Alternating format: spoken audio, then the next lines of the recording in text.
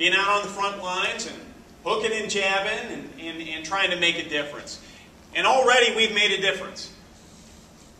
We have taken what many people regarded as a safe seat for my competitor. And as of Friday, the pollsters determined, according to Larry Sabato of the University of Virginia, this seat leans Republican.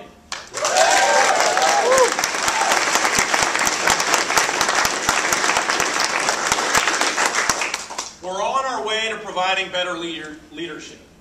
We're on our way to retiring Nancy Pelosi as Speaker of the House of Representatives.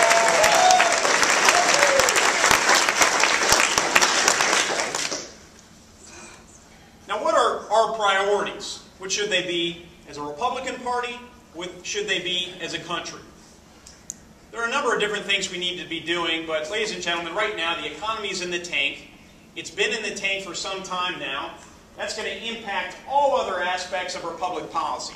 Because as we look over the horizon, when we cease, for example, to be the wealthiest country in the world, we'll also cease to be the most powerful country in the world militarily. We won't have the resources to invest in military training, in military hardware, all those things that allow us to defend our rights, our way of life, against those who would do us harm. Everything comes back to the economy. Everything comes back to these decisions members of Congress make about the economy and about job creation. Now, folks, I don't think good, long-term jobs are created by government spending. Ronald Reagan said back in 1964, it was an entirely different political environment, but he stood before the Republican National Convention, and he said, this is the issue of this election. Whether we still believe in our capacity for self-government, or we abandon the principles of the American Revolution and admit that a little intellectual elite in a far distant capital can plan our lives for us better than we can plan them ourselves.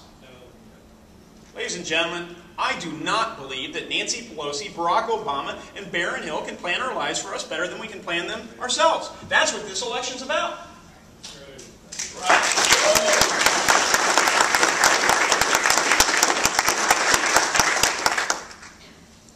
Okay, so I've studied economics. I have some sense of how people respond to incentives and how the incentives ought to be aligned, but let that not obscure the fact that a lot of this stuff's just common sense.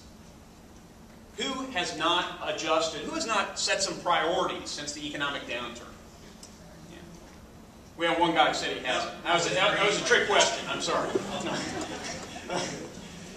We've all established our priorities. Every family in America, every business in America has had to set priorities, right? I say our president hasn't. The gentleman said our president hasn't. His priorities are spending money that doesn't exist. And that's the problem. We haven't gone through establishing these priorities. And, you know, it takes some backbone, it takes some leadership. I've always been probably the first to say that our Republican Party lost its way in recent years. We spent too much money. All right? Hell yeah. I want to represent a new generation of responsible leadership.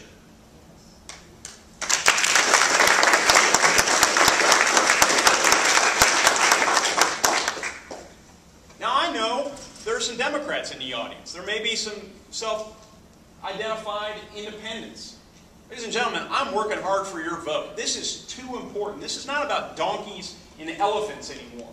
This is not about gotcha politics, pulling words out of context and creating cheap, crass television commercials about it. This is about issues. We have important issues in this election. Probably the most important election, certainly of my lifetime, probably of the lifetime of everyone in this room. And it is so essential that we not be distracted during these next 2 months. This election, make no mistake, is a mandate. It is a mandate on Nancy Pelosi and Barron Hill. And ladies and gentlemen, I'm going to hold their feet to the fire, and I hope you do as well.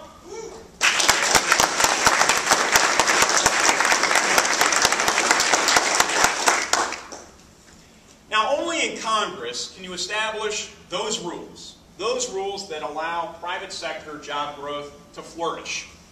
Only in Congress can we create conditions where people's income can grow. Only in Congress can we protect those very vital government programs that people depend on. Programs like Medicare and Social Security, Medicaid.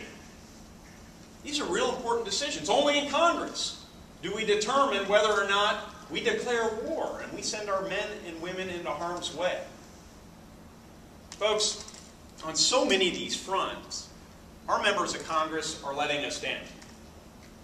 When it comes to job creation, we've got to keep taxes low, especially as we head through these difficult economic times. The last thing you want to do is jack up taxes during times of a down economy.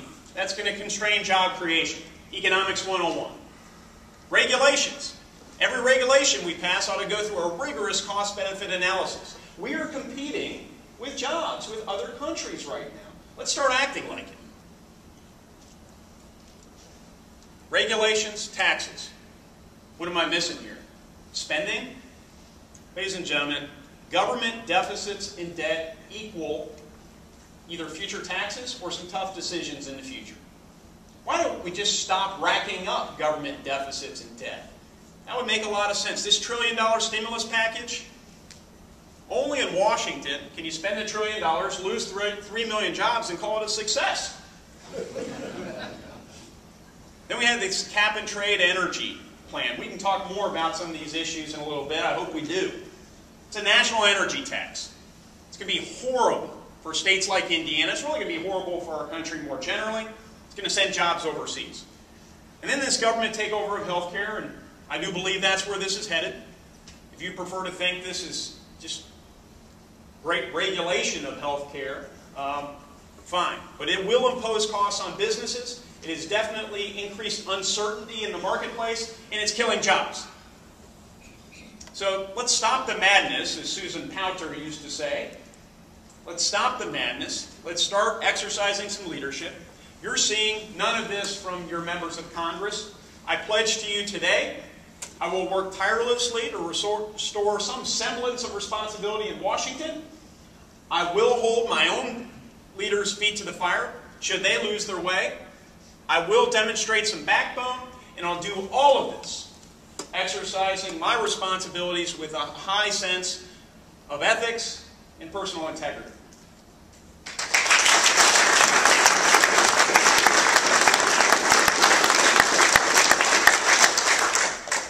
That's about as long as I like to speak. I like to hear from you.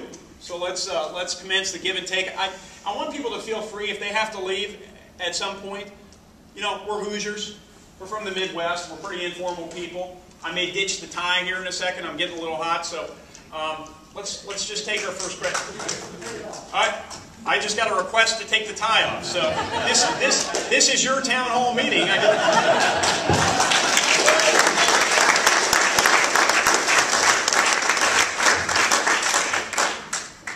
Okay. Let's raise our hand here. By the way, has anyone ever, before I take the first question, has anyone seen Barron Hill do a town hall meeting like this where he just takes questions? Right. No, we're political terrorists. To be fair, and to set the record straight here, I mean, I've invited Barron Hill to do some of these joint appearances just like this. Stand next to me, he takes a question, I take a question, and he's refused to do it. Now, we do have 2 debates scheduled, October 13 and 18, and I'm thankful for that. But instead, he's been trotting around this district, getting some press pictures of walking the district, as he puts it. I think he's walking away from his record. That's what he's doing. But anyway, it's unfortunate. I hope we see that change here in the next couple of months. Yeah, please, go ahead. Well, speaking of Barron Hill, his commercial about his Ponzi scheme that you know, they keep playing that thing over and over again. I'd really like to know just what is your feelings about Medicare? Sure. And I've answered this many times. I'm happy to answer it again. Yes. So I'm glad you gave me the opportunity. Social Security. Yeah. Let me be very, very clear here, ladies and gentlemen. We need to protect every single cent, every stream of revenue that our seniors and those approaching retirement have been promised. Social Security, Medicare, and Medicaid. And I pledge to fight in a very strong way to preserve those benefits for our nation's seniors. Now, of course,